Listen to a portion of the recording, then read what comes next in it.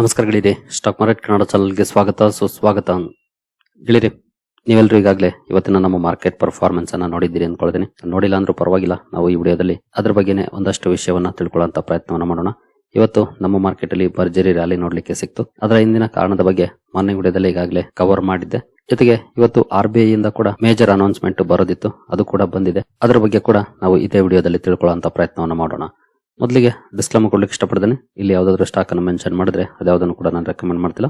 ನೀವು further study meditation ತಗೊಳ್ಬಹುದು. As A educational purpose ನಾನು ವಿಡಿಯೋ ಮುಂದೆ ತರ್ತಾ ಇದ್ದೀನಿ.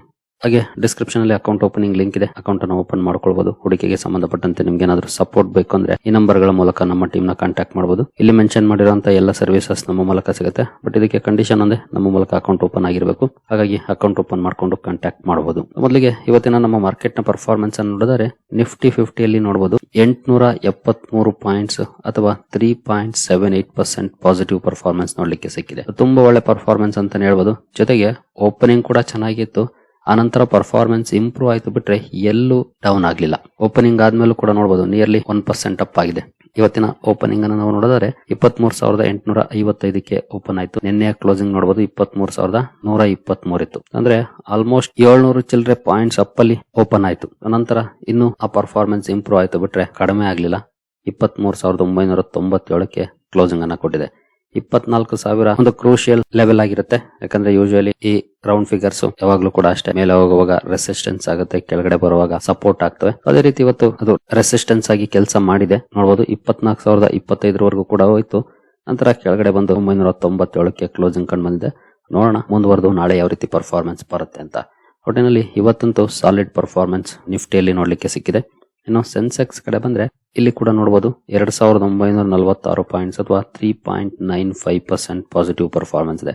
ಅಂದ್ರೆ ಇಲ್ಲೂ ಕೂಡ ಅಷ್ಟೇ ಒನ್ ಸೈಡೆಡ್ ರ್ಯಾಲಿ ನೋಡ್ಲಿಕ್ಕೆ ಸಿಕ್ಕಿದೆ. ಗ್ಯಾಪ್ ಅಪ್ ಅಲ್ಲಿ ಓಪನ್ ಆಯ್ತು, ಆನಂತರ ಪರ್ಫಾರ್ಮೆನ್ಸ್ ಇನ್ನೂ ಚೆನ್ನಾಗಿ ಇಂಪ್ರೂವ್ ಆಯ್ತು ಬಿಟ್ರೆ ಎಲ್ಲೂ ಡೌನ್ ಆಗೋ ಲಕ್ಷಣವನ್ನ ತೋರಿಸಲೇ ಇಲ್ಲ ನಮ್ಮ ಮಾರ್ಕೆಟ್ ಇವತ್ತು. ಆಲ್ಮೋಸ್ಟ್ ಇಲ್ಲೂ ಕೂಡ ನೋಡಬಹುದು 77,290 ಓಪನ್ ಆಯ್ತು. ನಿನ್ನೆ ಕ್ಲೋಸಿಂಗ್ 74,600, ಅಂದ್ರೆ ಆಲ್ಮೋಸ್ಟ್ 2,500 ಪಾಯಿಂಟ್ ಅಪ್ ಅಲ್ಲಿ ಓಪನ್ ಆಯ್ತು. ಆ ನಂತರ ಕೂಡ ಒಳ್ಳೆ ಪರ್ಫಾರ್ಮೆನ್ಸ್ ನೋಡ್ಲಿಕ್ಕೆ ಸಿಕ್ಕಿದೆ. ನಿಯರ್ಲಿ 4% ಅಪ್ ಅಲ್ಲಿ ಸೆನ್ಸೆಕ್ಸ್ ಇವತ್ತು ಕ್ಲೋಸಿಂಗ್ ಅನ್ನ ಕೊಟ್ಟಿದೆ. ಏನು ಬ್ರಾಡ್ ಮಾರ್ಕೆಟ್ ಇಂಡೈಸಸ್ ಗಳು ಯಾವ ರೀತಿ ಪರ್ಫಾರ್ಮ್ ಮಾಡಿದ್ವು ಅಂತ ನೋಡೋದಾದ್ರೆ ಮೊದಲಿಗೆ ನಿಫ್ಟಿ ನೆಕ್ಸ್ಟ್ 50 ನೋಡಬಹುದು 4.74% ಅಪ್ ಅಲ್ಲಿ ಕ್ಲೋಸಿಂಗ್ ಅನ್ನ ಕೊಟ್ಟಿದೆ. ಏನು ನಿಫ್ಟಿ 100 ಅಲ್ಲಿ 3.95% ಪಾಸಿಟಿವ್ ಇದೆ. ನಿಫ್ಟಿ 200 3.96% ಪಾಸಿಟಿವ್ ಅಲ್ಲಿ ಪರ್ಫಾರ್ಮೆನ್ಸ್ ಅನ್ನ ಮಾಡಿದೆ. ನಿಫ್ಟಿ 500 3.95% ಅಪ್ ಆಗಿದೆ. ಅಂದ್ರೆ ನಿಯರ್ಲಿ 4% ಪಾಸಿಟಿವ್ ಪರ್ಫಾರ್ಮೆನ್ಸ್ ಬಂದಿದೆ ನಿಫ್ಟಿ 50 ಇಂದ ನಿಫ್ಟಿ 500 ವರೆಗೂ. ನಿಫ್ಟಿ ನೆಕ್ಸ್ಟ್ 50 ಅಲ್ಲಿ ಮಾತ್ರ ನಿಯರ್ಲಿ 5% ವರೆಗೂ ಕೂಡ ಪಾಸಿಟಿವ್ ಪರ್ಫಾರ್ಮೆನ್ಸ್ ಇವತ್ತು ನೋಡ್ಲಿಕ್ಕೆ ಸಿಕ್ಕಿದೆ. ಇನ್ನು ಮಿಡ್ ಕ್ಯಾಪ್ ಗಳ ಕಡೆ ಬಂದ್ರೆ ಮಿಡ್ ಕ್ಯಾಪ್ 50 ನೋಡಬಹುದು 4.09% ಅಪ್ ಆಗಿದೆ. ಮಿಡ್ ಕ್ಯಾಪ್ 100 4.03% ಅಪ್ ಅಲ್ಲಿದೆ. ಮಿಡ್ ಕ್ಯಾಪ್ 150 3.97% ಅಪ್ ಆಗಿದೆ. ಅಂದ್ರೆ ಇಲ್ಲೂ ಕೂಡ 4% ಇಂದ ಅಬೋವ್ 4% ವರೆಗೂ ಪಾಸಿಟಿವ್ ಪರ್ಫಾರ್ಮೆನ್ಸ್ ನೋಡ್ಲಿಕ್ಕೆ ಸಿಕ್ಕಿದೆ. ಇನ್ನು ಸ್ಮಾಲ್ ಕ್ಯಾಪ್ ಕಡೆ ಬಂದ್ರೆ ಸ್ಮಾಲ್ ಕ್ಯಾಪ್ 50 4.62% ಅಪ್ ಆಗಿದೆ. ಸ್ಮಾಲ್ ಕ್ಯಾಪ್ 100 4.39% ಅಪ್ ಆಗಿದೆ. ಹಾಗೆ ಸ್ಮಾಲ್ ಕ್ಯಾಪ್ 250 ನಲ್ಲಿ 3.91% ಅಪ್ ಆಗಿದೆ. ಅಂದ್ರೆ ಇವತ್ತು ಸ್ಮಾಲ್ ಕ್ಯಾಪ್ ಕೂಡ ತುಂಬಾ ಚೆನ್ನಾಗಿ ಪರ್ಫಾರ್ಮ್ ಮಾಡಿದೆ. 4% ಗಿಂತ ಜಾಸ್ತಿ ಪಾಸಿಟಿವ್ ಅಲ್ಲಿ ಪರ್ಫಾರ್ಮೆನ್ಸ್ ಅನ್ನ ಮಾಡಿದೆ. ಅಂದ್ರೆ large cap and mid cap ಗೆ ಕಂಪೇರ್ ಮಾಡಿದ್ರೆ ಸ್ಮಾಲ್ ಕ್ಯಾಪ್ ಇವತ್ತು ಒಳ್ಳೆ ಪರ್ಫಾರ್ಮೆನ್ಸ್ ಅನ್ನ ಮಾಡಿದೆ. ಹಾಗೆ ಮೈಕ್ರೋ ಕ್ಯಾಪ್ ಕೂಡ ನೋಡಬಹುದು 4.19% ಅಪ್ ಅಲ್ಲಿ ಕ್ಲೋಸಿಂಗ್ ಅನ್ನ ಕೊಟ್ಟಿದೆ. ಓವರ್ ಆಲ್ ಪರ್ಫಾರ್ಮೆನ್ಸ್ ಅನ್ನು ನೋಡಿದ್ರೆ ಮಿಡ್ ಕ್ಯಾಪ್ ಆಗ್ಬಹುದು, ಸ್ಮಾಲ್ ಕ್ಯಾಪ್ ಆಗ್ಬಹುದು, ಲಾರ್ಜ್ ಕ್ಯಾಪ್ ಆಗ್ಬಹುದು ಅಥವಾ ಮೈಕ್ರೋ ಕ್ಯಾಪ್ ಆಗ್ಬಹುದು, ಎಲ್ಲ ಕಡೆ ಅಪ್ ಟು 4% ವರೆಗೂ ಕೂಡ ಪಾಸಿಟಿವ್ ಪರ್ಫಾರ್ಮೆನ್ಸ್ ಇವತ್ತು ನೋಡ್ಲಿಕ್ಕೆ ಸಿಕ್ಕಿದೆ. ಇನ್ನು ಸೆಕ್ಟೋರಲ್ ಇಂಡೈಸಸ್ ಗಳನ್ನ ನೋಡೋದಾದ್ರೆ ನಿಫ್ಟಿ ಆಟೋ ನೋಡಬಹುದು 6.69% ಅಪ್ ಆಗಿದೆ. ಇತ್ತೀಚೆಗೆ ತುಂಬಾನೇ ಅಂಡರ್ ಪರ್ಫಾರ್ಮೆನ್ಸ್ ಅನ್ನ ಮಾಡ್ತಾ ಇತ್ತು ಬಿಕಾಸ್ ಆಫ್ ವೇರಿಯಸ್ ರೀಸನ್ಸ್. ಅದ್ರ ಬಗ್ಗೆ ನಿಮ್ಗೆ ಗೊತ್ತಿದೆ, ನಾನು ಪ್ರತಿ ವಿಡಿಯೋದಲ್ಲೂ ಕೂಡ ಮೆನ್ಷನ್ ಮಾಡಿದೀನಿ. ಅಂದ್ರೆ ಆಟೋ ಸೆಕ್ಟರ್ ಬಗ್ಗೆ ಕವರ್ ಮಾಡುವಾಗ ಇವತ್ತು ಒಳ್ಳೆ ರ್ಯಾಲಿ ನೋಡ್ಲಿಕ್ಕೆ ಸಿಕ್ಕಿದೆ. 6.69% ಅಪ್ ಆಗಿದೆ. ನಿಫ್ಟಿ ಬ್ಯಾಂಕ್ ಅಲ್ಲಿ ನೋಡಬಹುದು 5.67% ಪಾಸಿಟಿವ್ ಪರ್ಫಾರ್ಮೆನ್ಸ್ ನೋಡ್ಲಿಕ್ಕೆ ಸಿಕ್ಕಿದೆ. ಫೈನಾನ್ಷಿಯಲ್ ಸರ್ವಿಸಸ್ 5.54% ಅಪ್ ಆಗಿದೆ. FMCG ನಲ್ಲಿ 1.5% ಅಪ್ ಆಗಿದೆ. ಇವತ್ತು IT 0.5% ಅಪ್ ಆಗಿದೆ. ನಿನ್ನೆ ಒಳ್ಳೆ ಪರ್ಫಾರ್ಮೆನ್ಸ್ ಇತ್ತು IT ಸೆಕ್ಟರ್ ಅಲ್ಲಿ, ಇವತ್ತು 0.5% ವರೆಗೂ ಪಾಸಿಟಿವ್ ಇದೆ. ಮೀಡಿಯಾ ನಿಯರ್ಲಿ 3% ಪಾಸಿಟಿವ್ ಇದೆ. ಮೆಟಲ್ 2.69% ಪಾಸಿಟಿವ್ ಇದೆ. ಫಾರ್ಮಾ 0.56% ಪಾಸಿಟಿವ್ ಇದೆ. PSU ಬ್ಯಾಂಕ್ ಗಳಲ್ಲಿ 5.46% ರ್ಯಾಲಿ ನೋಡ್ಲಿಕ್ಕೆ ಸಿಕ್ಕಿದೆ. ರಿಯಾಲಿಟಿ 6.75% ಅಪ್ ಆಗಿದೆ. ಪ್ರೈವೇಟ್ ಬ್ಯಾಂಕ್ಸ್ 5.56% ಅಪ್ ಆಗಿದೆ. ಹೆಲ್ತ್ ಕೇರ್ 0.61% ಅಪ್ ಆಗಿದೆ. ಕನ್ಸ್ಯೂಮರ್ ಡ್ಯೂರಬಲ್ಸ್ ಅಲ್ಲಿ 5.23% ಅಪ್ ಆಗಿದೆ. ಆಯಿಲ್ ಅಂಡ್ ಗ್ಯಾಸ್ 3.61% ಅಪ್ ಆಗಿದೆ. ಕೆಮಿಕಲ್ ಅಲ್ಲಿ 3.45% ಅಪ್ ಅಲ್ಲಿ ಕ್ಲೋಸಿಂಗ್ ಕಂಡು ಬಂದಿದೆ. ಎಲ್ಲ ಕಡೆ ಸಾಲಿಡ್ ಪರ್ಫಾರ್ಮೆನ್ಸ್ ಇದೆ. ಸ್ವಲ್ಪ ಅಂಡರ್ ಪರ್ಫಾರ್ಮೆನ್ಸ್ ಅಂದ್ರೆ ಬಿಲೋ 1% ಪಾಸಿಟಿವ್ ಅಲ್ಲಿ ಕ್ಲೋಸಿಂಗ್ ಅನ್ನ ಕೊಟ್ಟಿರೋ ಅಂದ್ರೆ ಐಟಿ ಸೆಕ್ಟರ್, ಫಾರ್ಮಾ ಹಾಗೂ ಹೆಲ್ತ್ ಕೇರ್ ಅಂತಾನೆ ಹೇಳ್ಬೋದು. ಇನ್ನೆಲ್ಲ ಕಡೆ ಸಾಲಿಡ್ ಪರ್ಫಾರ್ಮೆನ್ಸ್ ಇದೆ. 4-5-6% ವರೆಗೂ ಕೂಡ ಪಾಸಿಟಿವ್ ಅಲ್ಲಿ ಪರ್ಫಾರ್ಮೆನ್ಸ್ ನೋಡ್ಲಿಕ್ಕೆ ಸಿಕ್ಕಿದೆ ಇವತ್ತು. ಅದರಲ್ಲಿ ಆಟೋ ಸೆಕ್ಟರ್ ಮಾತ್ರ ಸಾಲಿಡ್ ಪರ್ಫಾರ್ಮೆನ್ಸ್ ಅನ್ನ ಮಾಡಿತು ಇವತ್ತು. ಉಳಿದ ಸೆಕ್ಟರ್ ಅಲ್ಲೂ ಕೂಡ ಅಷ್ಟೇ ಒಳ್ಳೆ ಕಾಂಟ್ರಿಬ್ಯೂಷನ್ ನೋಡ್ಲಿಕ್ಕೆ ಸಿಕ್ಕಿದೆ. ಏನು ನಮ್ಮ ಮಾರ್ಕೆಟ್ ಈ ರೀತಿ ಪರ್ಫಾರ್ಮೆನ್ಸ್ ಮಾಡಿದ್ರೆ ಗ್ಲೋಬಲ್ ಮಾರ್ಕೆಟ್ಸ್ ಯಾವ ರೀತಿ ಇದೆ?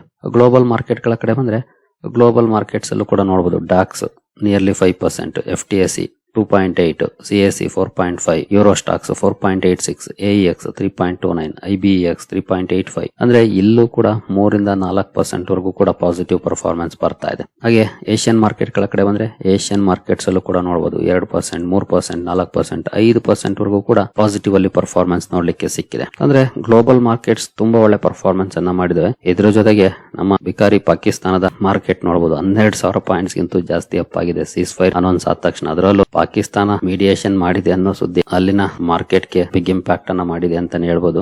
ನೋಡಬಹುದು ಕರಾಚಿ 100 ಇವತ್ತು 14,000 ಪಾಯಿಂಟ್ಸ್ 9.36% ಅಪ್ ಅಲ್ಲಿ ಕ್ಲೋಸಿಂಗ್ ಅನ್ನ ಕೊಟ್ಟಿದೆ. ರನ್ನಿಂಗ್ ಅಲ್ಲಿ ಇದೆಯಾ ಅಂತ ಗೊತ್ತಾಗ್ತಿಲ್ಲ, ಬಟ್ 14,000 ಪಾಯಿಂಟ್ಸ್ ಅಪ್ ಅಲ್ಲಿ ಸದ್ಯದ ಮಟ್ಟಿಗೆ ಕಾಣ್ತಾ ಇದೆ. ಇನ್ನು ಗ್ಲೋಬಲ್ ಮಾರ್ಕೆಟ್ ಗಳಲ್ಲಿ ಹಾಗೂ ನಮ್ಮ ಮಾರ್ಕೆಟ್ ಅಲ್ಲಿ ಈ ರೀತಿ ಪಾಸಿಟಿವ್ ಪರ್ಫಾರ್ಮೆನ್ಸ್ ಬರ್ಲಿಕ್ಕೆ ಕಾರಣ ಅಂತೂ ನಿಮ್ಗೆ ಗೊತ್ತಿದೆ ಈಗಾಗಲೇ. ಇರಾನ್ ಹಾಗೂ US ಇಸ್ರೇಲ್ ಯುದ್ಧಕ್ಕೆ ಸಂಬಂಧಪಟ್ಟಂತೆ ಅಪ್ಡೇಟ್ ಗಳನ್ನ ಮಾರ್ನಿಂಗ್ ವಿಡಿಯೋದಲ್ಲೇ ನೋಡಿದ್ವಿ. 2 ವಾರಗಳ ಕಾಲ ಸೀಸ್ ಫೈರ್ ಅನೌನ್ಸ್ ಮಾಡಿದ್ದಾರೆ. ಜೊತೆಗೆ ಈ ಸೀಸ್ ಫೈರ್ ಗೆ 2 ಕಡೆ ಒಪ್ಪಿಗೆ ಸಿಕ್ಕಿದೆ. ಇರಾನ್ ಆಗ್ಬೋದು ಅಥವಾ ಅಮೆರಿಕ ಆಗ್ಬೋದು, 2 ಕಡೆ ಒಪ್ಪಿಗೆ ಸಿಕ್ಕಿದೆ.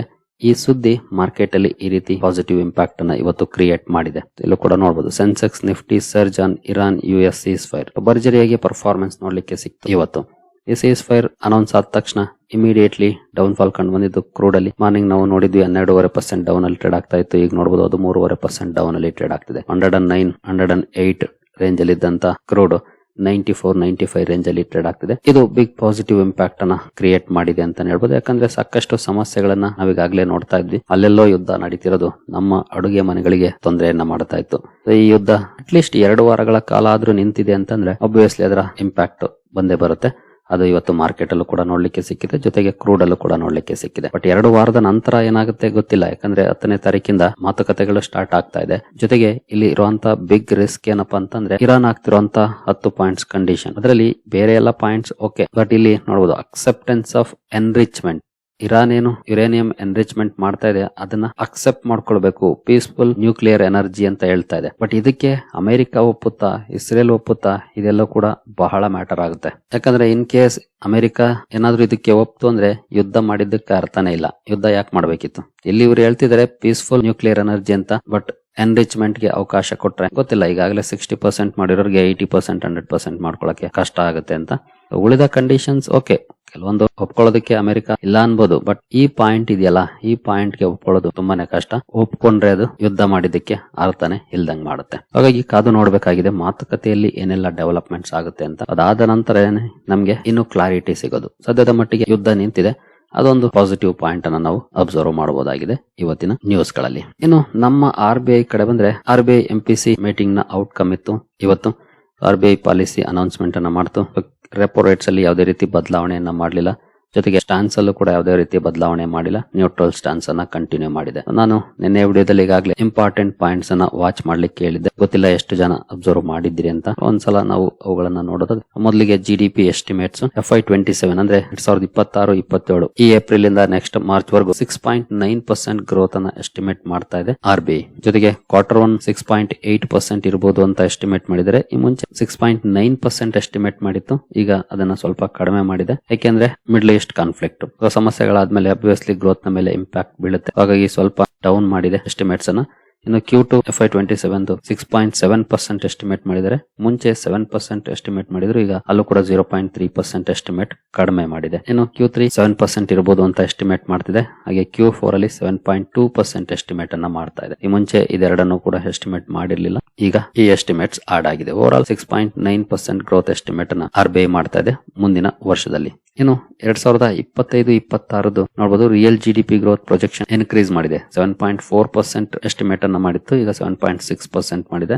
ಅಂದ್ರೆ ಈಗ FY26 ಆಗೋಯ್ತು ಮೊನ್ನೆ ಮಾರ್ಚ್ 31 ಈಗಾಗಲೇ ಡೇಟಾಗಳು ಅವೈಲೇಬಲ್ ಇರುತ್ತೆ. ಮೇ ಬಿ ಅದನ್ನೆಲ್ಲ ನೋಡಿದ್ಮೇಲೆ ಗ್ರೋತ್ 7.4 ಗಿಂತ ಜಾಸ್ತಿ ಇರುತ್ತೆ ಅಂತ ಗೊತ್ತಾಗಿರುತ್ತೆ. ಹಾಗಾಗಿ ಅದನ್ನ ಎಸ್ಟಿಮೇಟ್ ಜಾಸ್ತಿ ಮಾಡಿರುವಂತ ಚಾನ್ಸಸ್ ಇದೆ. ಬಟ್ ಇನ್ನೂ ಸಾಕಷ್ಟು ಡೇಟಾಗಳು ಬರಬೇಕಾಗುತ್ತೆ, ಹಾಗಾಗಿ ಸ್ವಲ್ಪ ಲೇಟ್ ಆಗಿ ಅದು ಗೊತ್ತಾಗೋದು. ಬಟ್ ಸ್ಟಿಲ್ 7.4% ಎಸ್ಟಿಮೇಟ್ ಮಾಡಿದ್ದನ್ನ ಇನ್ಕ್ರೀಸ್ ಮಾಡಿದೆ 0.2%. ಇನ್ನು ಇನ್ಫ್ಲೇಷನ್ ಎಸ್ಟಿಮೇಟ್ಸ್ ಅನ್ನ ಯಾವ ರೀತಿ ಮಾಡಿದೆ, ಯಾಕಂದ್ರೆ ಇನ್ಫ್ಲೇಷನ್ ಮೇಲೆ ಎಲ್ಲರ ಕಣ್ಣಿತ್ತು. ಯಾಕಂದ್ರೆ ಯುದ್ಧದ ಕಾರಣಕ್ಕೆ ಯಾವ ರೀತಿ ಬದಲಾವಣೆ ಆಗುತ್ತೆ ಅಂತ. FY27 4.6% ಎಸ್ಟಿಮೇಟ್ ಅನ್ನ ಮಾಡಿದೆ. Q1 ಅಲ್ಲಿ 4% ಎಸ್ಟಿಮೇಟ್ ಮಾಡ್ತಾ ಇದೆ. 4.4 ಇತ್ತು ಮುಂಚೆ. ಅಂದ್ರೆ ಆಕ್ಚುಲಿ ರೆಡ್ಯೂಸ್ ಮಾಡಿದೆ CPI ಇನ್ಫ್ಲೇಷನ್ ಅನ್ನ. ಕಡಿಮೆ ಆಗುತ್ತೆ ಅಂತ ಹೇಳ್ತಾ ಇದೆ RBI. ಗುಡ್, ಕಡಿಮೆ ಆದ್ರೆ ಖಂಡಿತ ಒಳ್ಳೇದೆ. ಬಟ್ Q2 ನಲ್ಲಿ ಸ್ವಲ್ಪ ಜಾಸ್ತಿ ಆಗಿದೆ. 4.2% ಎಸ್ಟಿಮೇಟ್ ಮಾಡಿತ್ತು ಮುಂಚೆ, ಈಗ 4.4% ಮಾಡ್ತಿದೆ. ಅಂದ್ರೆ 0.2% ಜಾಸ್ತಿ ಮಾಡಿದ್ದಾರೆ. ಇನ್ನು Q3 5.2%, Q4 4.7% ಇರಬಹುದು ಅಂತ ಎಸ್ಟಿಮೇಟ್ ಮಾಡ್ತಾ ಇದೆ. ಇನ್ನು ಈ ಇನ್ಫ್ಲೇಷನ್ ಗೆ ಬೇಸ್ ಲೈನ್ ಅಸಂಪ್ಷನ್ ಇಟ್ಕೊಂಡಿರೋದು ನೋಡಬಹುದು. $85 ಪರ್ ಬ್ಯಾರೆಲ್ ಎಸ್ಟಿಮೇಟ್ ಇಟ್ಕೊಂಡು ಮಾಡಿದೆ RBI. FY27 ಅಲ್ಲಿ $85 ಪರ್ ಬ್ಯಾರೆಲ್ ಇರಬಹುದು ಅಂತ. ಹಾಗೆ FY28 $75 ಬ್ಯಾರೆಲ್ ಲೆಕ್ಕಾಚಾರವನ್ನ ಇಟ್ಕೊಂಡು ಅಸಂಪ್ಷನ್ ಮಾಡಿದೆ. ಇನ್ನು base line exchange rate $94 per dollar base line ಇಟ್ಕೊಂಡು ಈ ಪ್ರೊಜೆಕ್ಷನ್ ಅನ್ನ ಮಾಡಿದೆ. ಒಟ್ಟಿನಲ್ಲಿ RBI ಕೂಡ ಒಳ್ಳೆ ಸುದ್ದಿಯನ್ನೇ ಕೊಡ್ತು. ಅಂದ್ರೆ ರೇಟ್ ಕಟ್ ಎಕ್ಸ್ಪೆಕ್ಟೇಷನ್ ಏನ್ ಇರ್ಲಿಲ್ಲ ಮಾರ್ಕೆಟ್ಗೆ. ಮೇಜರ್ ಆಗಿದ್ದು GDP ಎಸ್ಟಿಮೇಷನ್ಸ್ ಹಾಗೂ CPI ಇನ್ಫ್ಲೇಷನ್ ಎಸ್ಟಿಮೇಷನ್ಸ್. ಅಲ್ಲಿ ಏನಂತ ಬಿಗ್ ಚೇಂಜಸ್ ಅನ್ನ ಮಾಡಿಲ್ಲ RBI. ಬಿಗ್ ಚೇಂಜಸ್ ಆಗುತ್ತಾ ಇಲ್ವಾ ಗೊತ್ತಿಲ್ಲ, ಬಟ್ ಸದ್ಯದ ಮಟ್ಟಿಗೆ ಎಸ್ಟಿಮೇಷನ್ಸ್ ಅಲ್ಲಂತೂ ಯಾವುದೇ ರೀತಿ ಬದಲಾವಣೆಯನ್ನ ಮಾಡಿಲ್ಲ. ಅದು ಕೂಡ ಒಂದಷ್ಟು ಪಾಸಿಟಿವಿಟಿನೇ ತಂತು ಅಂತಾನೆ ಹೇಳ್ಬೋದು ಮಾರ್ಕೆಟ್ಗೆ, ಯಾಕಂದ್ರೆ ಬಿಗ್ ಚೇಂಜಸ್ ಆಗದೆ ಇರೋದು. ಜೊತೆಗೆ ಮಿಡ್ಲ್ ಈಸ್ಟ್ ಇಂದ ಬರ್ತಿದ್ದಂತ ರಿಮಿಟೆನ್ಸಸ್ ಬಗ್ಗೆ ಕೂಡ RBI ಗವರ್ನರ್ ಹೇಳಿದ್ದಾರೆ ನೋಡಬಹುದು. Not anticipating dent to remittances says RBI governor Sanjay Malhotra amid Iran truce. ಅಂದ್ರೆ ಸಮಸ್ಯೆ ಆಗಿರೋ ಕಾರಣಕ್ಕೆ ಭಾರತೀಯರು ಅಲ್ಲೇನಿದ್ದಾರೆ ಅವರುಗಳು ಹಣವನ್ನ ಭಾರತಕ್ಕೆ ಕಳಿಸ್ತಾ ಇದ್ರಲ್ಲ, ಅದರಲ್ಲೇನಂತ ಬಿಗ್ ಡಿಫರೆನ್ಸ್ ಅನ್ನ ನಾವು ಎಕ್ಸ್ಪೆಕ್ಟ್ ಮಾಡ್ತಿಲ್ಲ ಅಂತ ಹೇಳಿದರೆ, ಅಂತ ಬಿಗ್ ಡಿಫರೆನ್ಸ್ ಆಗುವಂತ ಚಾನ್ಸಸ್ ಕಡಿಮೆ ಅಂತ ಹೇಳಿದ್ದಾರೆ. ಇನ್ನು HDFC ಬ್ಯಾಂಕ್ ಬಗ್ಗೆ ಕೂಡ ಮಾತಾಡಿದ್ದಾರೆ ನೋಡಬಹುದು. RBI governor Sanjay Malhotra says no governance concern in HDFC Bank, says regulations safe and resilient. ಯಾವುದೇ ರೀತಿ ಗವರ್ನೆನ್ಸ್ ಕನ್ಸರ್ನ್ ಇಲ್ಲ HDFC ಬ್ಯಾಂಕ್ ಅಲ್ಲಿ ಅನ್ನುವಂತ ಮಾತನ್ನ ಹೇಳಿದೆ. ಜೊತೆಗೆ ಸೇಫ್ ಅಂಡ್ ರೆಸಿಲಿಯಂಟ್ ಇದೆ ಬ್ಯಾಂಕ್ ಅನ್ನುವಂತ ಸ್ಟೇಟ್ಮೆಂಟ್ ಅನ್ನು ಕೂಡ ಕೊಟ್ಟಿದೆ. ಒಳ್ಳೆಯ ಬೆಳವಣಿಗೆ HDFC ಬ್ಯಾಂಕ್ ಖಂಡಿತ ಇದು. ಒಟ್ಟಿನಲ್ಲಿ ಎರಡು ಕಡೆ ಗುಡ್ ನ್ಯೂಸ್ ಬಂತು. ಒಂದು ಯುದ್ಧಕ್ಕೆ ಸಂಬಂಧಪಟ್ಟಂತೆ, ಇನ್ನು RBI ಕೂಡ ಏನಂತ ಬ್ಯಾಡ್ ನ್ಯೂಸ್ ಕೊಡ್ಲಿಲ್ಲ, ಯಾವ್ದನ್ನು ನಾರ್ಮಲ್ ಆಗೇ ಇತ್ತು. ಜೊತೆಗೆ ಬದಲಾವಣೆಗಳನ್ನ ಮಾಡಿದ್ರು ಕೂಡ ದೊಡ್ಡ ಮಟ್ಟದ ಬದಲಾವಣೆಗಳಾಗಿಲ್ಲ ಎಸ್ಟಿಮೇಷನ್ಸ್ ಅಲ್ಲಿ. ಮೇ ಬಿ ಅದು ಕೂಡ ಪಾಸಿಟಿವ್ ಇಂಪ್ಯಾಕ್ಟ್ ಅನ್ನ ಇವತ್ತು ಕ್ರಿಯೇಟ್ ಮಾಡಿರುತ್ತೆ ಮಾರ್ಕೆಟ್ ನ ಮೇಲೆ. ಓವರ್ ಆಲ್ ಮಾರ್ಕೆಟ್ ಅಲ್ಲಿ ಒಳ್ಳೆ ಪರ್ಫಾರ್ಮೆನ್ಸ್ ಬಂತು. ಪೋರ್ಟ್ಫೋಲಿಯೋಗಳ ಲೆವೆಲ್ ಅಲ್ಲಿ ಆಲ್ಮೋಸ್ಟ್ 3 to 4%, 5% ವರೆಗೂ ಕೂಡ ರ್ಯಾಲಿ ಬಂದಿರುವಂತ ಚಾನ್ಸಸ್ ಇದೆ ಇವತ್ತು. ನೀವೆಲ್ಲರೂ ಕೂಡ ಖುಷಿಯಾಗಿದ್ದೀರಿ ಅನ್ಕೊಳ್ತೀನಿ. ಇವನ್ ನನ್ನ ಪೋರ್ಟ್ಫೋಲಿಯೋ ಕೂಡ ಈವನ್ ಮಾರ್ನಿಂಗ್ ಇಂದ ಕೂಡ 3.5% ಗಿಂತ ಕೆಳಗಡೆ ಇಳಿಲೇ ಇಲ್ಲ. ಅಂದ್ರೆ 3.5% ಅಪ್ ಆಯ್ತು ಮಾರ್ನಿಂಗ್. ಅದ್ರ ಮೇಲೆನೆ ಪರ್ಫಾರ್ಮೆನ್ಸ್ ಮಾಡಿ 3.7% ಅಪ್ ಅಲ್ಲಿ ಕ್ಲೋಸಿಂಗ್ ಅನ್ನ ಕೊಟ್ಟಿದೆ. ಒಳ್ಳೆ ಪರ್ಫಾರ್ಮೆನ್ಸ್ ಬಂತು, ಎಲ್ಲೂ ಡೌನ್ ಆಗ್ಲಿಲ್ಲ. ಮೇ ಬಿ ಫ್ಯಾಗಂಡಲ್ ಏನಾದ್ರೂ ಸ್ವಲ್ಪ ಪ್ರಾಫಿಟ್ ಬುಕಿಂಗ್ ಬರುತ್ತಾ ಅಂತ ಕೂಡ ನೋಡ್ತಾ ಇದ್ದೆ ನಾನು, ಬಟ್ ಅಂತ ಯಾವುದೇ ಇನ್ಸ್ಟೆನ್ಸಸ್ ನೋಡ್ಲಿಕ್ಕೆ ಸಿಗ್ಲಿಲ್ಲ ಇವತ್ತು. ಒನ್ ಸೈಡೆಡ್ ರ್ಯಾಲಿ ಮಾರ್ಕೆಟ್ ಅಲ್ಲಿ ನೋಡ್ಲಿಕ್ಕೆ ಸಿಕ್ಕಿದೆ. ಈವನ್ ಪೋರ್ಟ್ಫೋಲಿಯೋದಲ್ಲೂ ಕೂಡ ಒನ್ ಸೈಡೆಡ್ ರ್ಯಾಲಿ ಅಂತಾನೆ ಹೇಳ್ಬೋದು. ನನ್ನ ಪೋರ್ಟ್ಫೋಲಿಯೋದಲ್ಲಿ ನಿಮ್ದು ಹೆಂಗೆ ಅಂತ ಕಮೆಂಟ್ ಮಾಡಿ, ನಾನು ಸಹ ತಿಳ್ಕೊಳ್ತೀನಿ. ಸರಿಗಳಿರಿ, ಈ ವಿಡಿಯೋ ನಿಮ್ಗೆ ಇಷ್ಟ ಆಗಿದೆ ಅನ್ಕೊಳ್ತೀನಿ. ಹಾಗೆ ಡಿಸ್ಕ್ರಿಪ್ಷನ್ ಅಲ್ಲಿ ಅಕೌಂಟ್ ಓಪನಿಂಗ್ ಲಿಂಕ್ ಇದೆ, ಅಕೌಂಟ್ ಅನ್ನು ಓಪನ್ ಮಾಡ್ಕೊಳ್ಬಹುದು. ಮುಂದಿನ ವಿಡಿಯೋದಲ್ಲಿ ಸಿಗೋಣ. ಅಲ್ಲಿವರೆಗೂ ಜೈ ಹಿಂದ್, ಜೈ ಕರ್ನಾಟಕ.